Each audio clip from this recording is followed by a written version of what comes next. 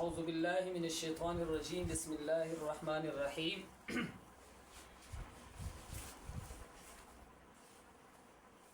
په لفظ باندې پرون موږ تاسو ټیټ سرخلاص شو.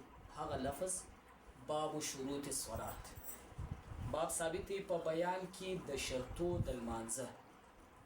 شرطونه د لمانځه موږ تاسو بیان کړل. اوس په دې کې یوه خبره ډېره لازمي تاسو یاد وساتئ. په دې شرطو کې که یو دانه شرط پاته سو لمونځ دې نه وسوي. دا نه په سجده ساوه باندې راګرځي. که ته سجده ساوه وکړې بیا هم دا لمونځ ستا دا نه صحیح کېږي، ځکه چې شرایط پاته سوي دي. د شرط بغیر لمونځ بالکل نه دی روا. شرط به لازمان کې پراوي. نن چې دي شپږ رکنونه دي، شپږ رکنونه کم رکنونه دي تاسو ګرده ورته متوجه سئ. په هغو شپږو رکنو کې اول رکن دا دی تکبیر الافتتاح. اول الله اکبر دی. تر غوږو پورې لاسونه پورته کول، تر غوږو پورې لاسونه پورته کول دا فرض نه دي. الله اکبر ویل دا فرض دی. ښه په تسلي راته متوجه سئ. الله اکبر ویل دا فرض دی. لاسونه تر غوږو پورې پورته کول دا فرض نه دي. نو الله اکبر ویل دا فرض دی.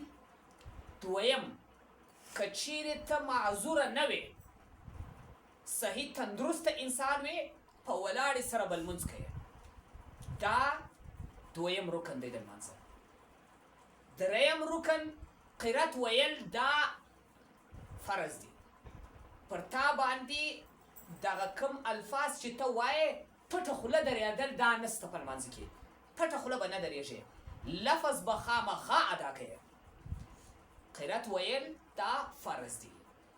بیا د هغه بعد څلرم رکوع کول دا فرض دی. رکوع کول، اوس رکوع یعنی سم راکښته سې دا ته رکوع وایي. خالص سر راکښته کول و دا ته رکوع نه وایي. رکوع کول دا فرض دی.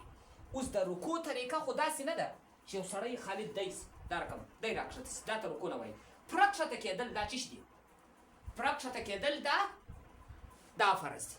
د هغه بعد سجدې ته کښته کېدل دا څه دي؟ پر سجده یعنی دا پزه او تندی پر مځکه ښوول دا فرض دی. پزه او تندی دواړه پر مځکه ښوول دا فرض دی. او شپږم چې دی اخره ناسته دا فرض ده. په څلورو رکعتو کې یا په دوو رکعتو کې چې موږ آخر کښېنو دا څه دي؟ دا فرض دی. که چا پوښتنه درڅه وکړه چې شرایط او رکنونه دا څه دي په لمانځه کې، ورته وایه که چیرې د چا څه دغه پاته سو دا یا شرطونه یا رکنونه یو لمونځ یې هم نه دی صحیح، بېرته به دوباره لمونځ د سره راګرځوي. که شرطونه 8 دانې پاته سو، که رکنونه 6 دانې پاته سو، دا ټوټل لمونځ بېرته دوباره پر د لازمي دی چې دی بیا راګرځوي. شرطونه به در وښول، بېرته یې واره دی چسپانده تاسو ورته غوړ سئ. اول شرط په پاکو اوبو سره اودس کول دا څه دي؟ دا فرض دی. که پاکې اوبه نه وې، یو چا پوښتنه درڅه وکړه ښه که پاکې اوبه نه وې بیا به څه کوم؟ بیا به تیمم وې. په پاکه خاوره سره تیمم وهل دا څه دي؟ دا فرض دی. په تیمم باندې به لمونځ پوره کوې. خو البته که چیرې بیا اوبه پیدا سوې تیمم دې بیا مات سو، هغه بیا جلا مسله ده. خو دغه مسله ته به تاسو ښه په تسلي ورسئ. تیمم وهل دا فرض دی. دویم، پاکوالی د جامې دی. دغه کپړې چې موږ اغوستې دا به پاکې وي. او دریم، پاکوالی د هغه ځای دی چې موږ لمونځ پر کوو هغه به پاک وي. او څلرم، پاکوالی د بدن دی. بدن به مو پاک وي.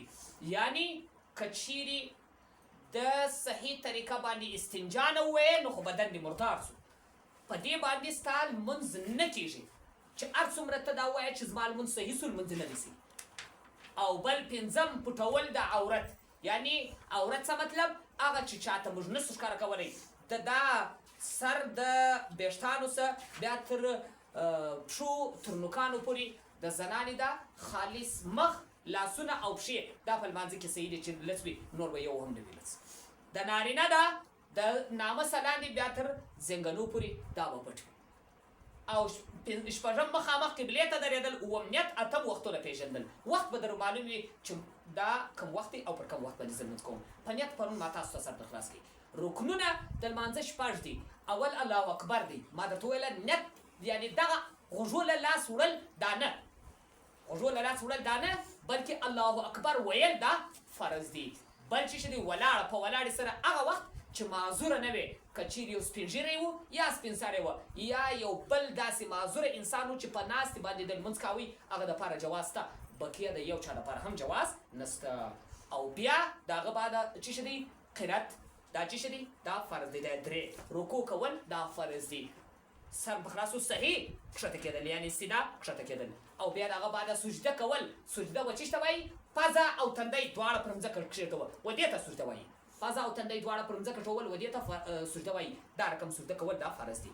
او دغه رقم بل چې دی بل د هغه بعد اخیره ناسته دا چې ده فرض ده. یعنې که په څلورو رکعتو کې کښېنستې یا په دوو رکعتو کې په اخر کې کښېنستلې، دغه ناسته اتحیات ویل نه، اتحیات ویل نه، دا یاد مو ساتئ، اتحیات ویل نه، بلکې خالق کښېنستل دا چې دی دا فرض دی.